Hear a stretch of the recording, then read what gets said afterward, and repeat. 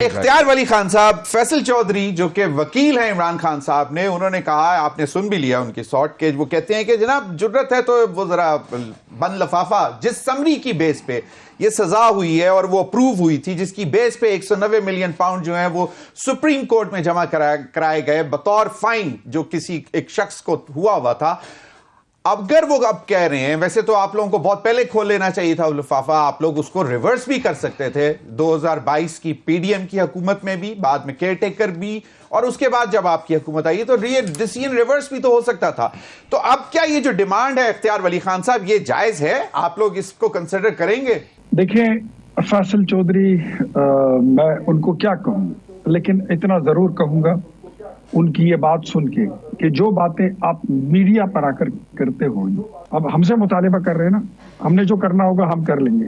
ہمیں تو آپ کے مشورے کی ضرورت ہی نہیں ہے، ہمیں تو آپ کے ایڈوائس کی کوئی سرے سے ضرورت ہے ہی نہیں. لیکن جب آپ کا ٹرائل ہو رہا تھا، جج پہ آپ انگلیاں اٹھا رہے ہیں ڈیورنگ ٹرائل، آپ کے وکلا اس پر بار بار اعتماد کا اظہار کرتے رہے اور ٹرائل کو ایک فیئر ٹرائل کہا. اور بات ساری یہ ہے، ایک طرف رکھ دے سارے ٹرائل کو ضمیر حیدر صاحب، forget about the whole trial.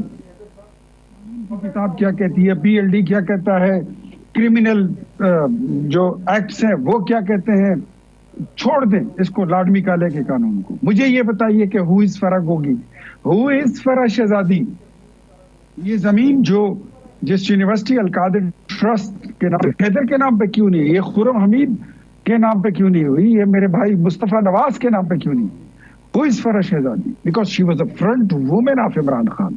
یہ دو، ایک شہزادی اور ایک شہزادہ، یہ دو اس نے جوڑی رکھی ہوئی تھی. یہ وہ جوڑیاں تھیں جو بازار میں مارکیٹ میں بیانے پکڑتے تھے اور عمران خان جا کے وہ کام کرتا ہوتا، اس کی ایگزیکیوشن کرتا تھا. بالکل تمام جتنے یہ بڑی بڑی ہاؤسنگ سوسائٹیز ہیں، اس سے یہ لوگ کک بیکس لیتے تھے، پیسے لیتے تھے این او سیز کے، ورنہ ان کا کام بند کر دیتے تھے. اور پھر مجھے بتائیے کہ کیا وہ آڈیو اس کو ان میں سے کسی نے چیلنج کیا؟ پوری پی ٹی آئی کے کسی وکیل نے؟ یہ تو ساری پی ٹی آئی آج کل بیرسٹروں کے نرغے میں ہے نا، بیرسٹر گوہر صاحب، جو راجہ صاحب ہیں، دیکھیں تو مطلب ڈھونڈو ایک ملے ہزار، ہر جگہ بیرسٹر ہی بیرسٹر ہے، وکیل ہی وکیل ہیں. تو کسی نے ان سے یہ پوچھا ہے کہ بھائی وہ جو آڈیو تھی جس میں عمران خان کی بیگم کے لیے فرح شہزادی کال کرتی ہے کہ 6 کے رات کی انگوٹھیاں، 6 کے رات کے نیکلس، 6 کے رات کے ہیرے کی بالیاں، تو تاج اور پتہ نہیں کیا کیا چیزیں روز سناروں اور جوہریوں کی دکانوں میں پھر کر شام کو اس کو کال کرتے تھے کہ فلاں فلاں دکان سے. اختیار ولی خان صاحب پھر جانے کیوں دیا فرح گوگی صاحبہ کو؟ جب یہ سب چیزیں تو معلوم تھی نا، تو ان کو کیوں جانے دیا؟ ضمیر بھائی، بہت سارے لوگ ایسے ہیں جو بھاگ چکے ہیں، جن کا آپ کو بھی ابھی تک پتہ نہیں ہے اور مجھے بھی پتہ نہیں ہے. لیکن یہ تو ایک بہت بڑا نیکسس ہے اور ایک بہت بڑا سلسلہ ہے، یہ اتنا سمپل نہیں ہے.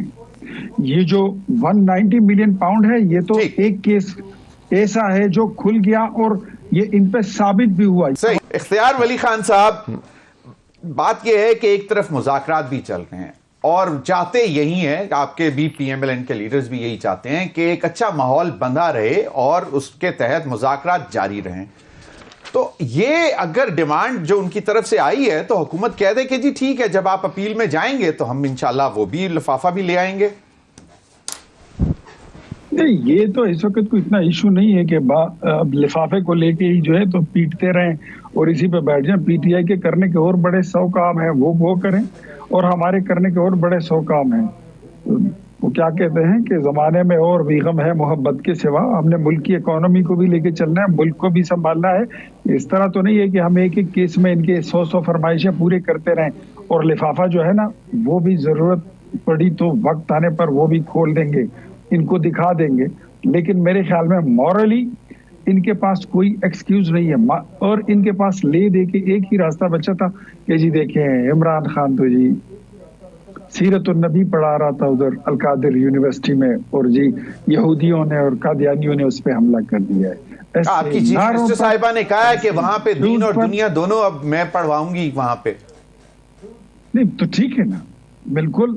لیکن یہ تو اس کو اسلامک ٹچ دے رہے ہیں. ضمیر صاحب میرے کہنے کا مطلب یہ ہے کہ چوری کے پیسوں سے، کرپشن کے مال سے، اس سے مسجدیں نہیں بنتی، اس سے مدرسے نہیں بنتے، اس کا ثواب کوئی نہیں ہوتا.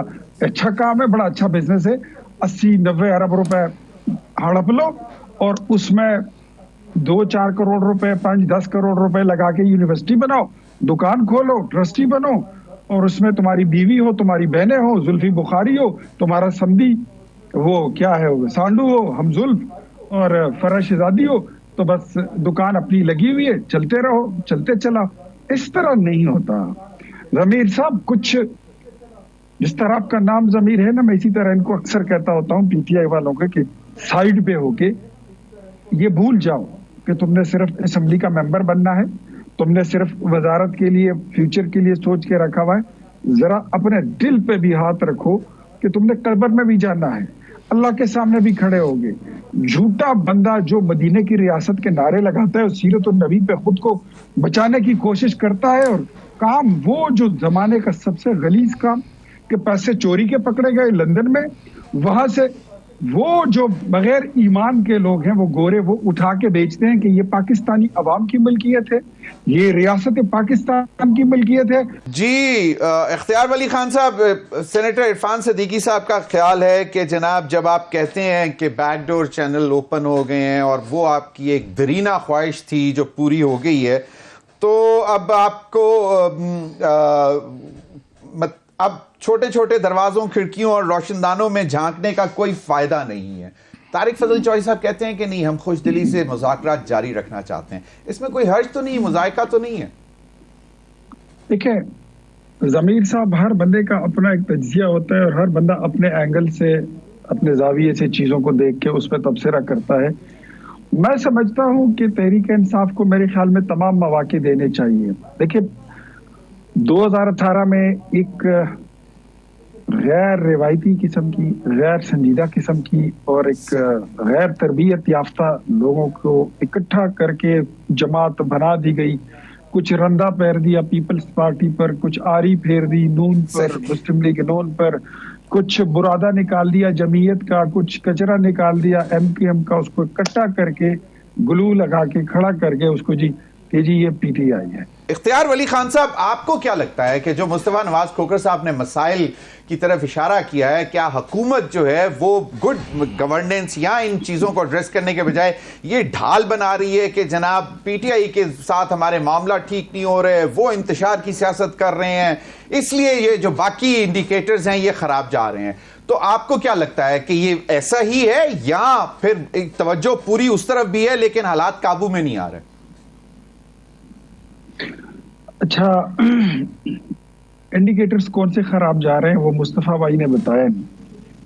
جو انہوں نے ذکر کیا میرے خیال میں بھی بتایا کہ آپ کے آدھی سے زیادہ جو پاپولیشن ہے وہ سطح غربت سے نیچے جا چکی ہوئی ہے، دہشت گردی کے واقعات زیادہ ہو رہے ہیں، اور اتنے عرصے میں اتنے ہمارے جو شہید ہوئے ہیں، ہمارے فوجی بھائی، ہمارے پولیس والے اور دیگر جو لا انفورسمنٹ ایجنسیز کے ہیں، وہ نقصان ہی ہے نا، انڈیکیٹرز ہی ہے نا کہ مطلب انویسٹمنٹ نہیں آئے گی، معیشت بہتر نہیں ہوگی اگر اس قسم کی صورتحال رہے گی. جی اکانومی کی آپ کی یہ حالت ہے کہ جہاں پر یہ انہوں نے ایک بات کی نا کہ 8 فیبروری اور 9 مئی جیسے واقعات، اور پھر آر ٹی ایس کا بھی یہ ان کا بڑا پن ہے کہ انہوں نے ذکر کیا کہ 2018 میں آر ٹی ایس بٹھایا گیا.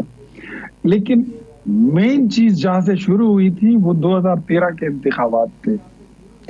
یہ انتخابات ختم ہوئے اور پھر اس کے بعد جو ہے ڈی چوک میں کنٹینر لگا کے محفل سجا دی گئی اور یہ گردان شروع کر دی گئی کہ جی امپائر کی انگلی اٹھنے والی ہے، وزیر اعظم صاحب استعفیٰ دے دو، گھر جاؤ.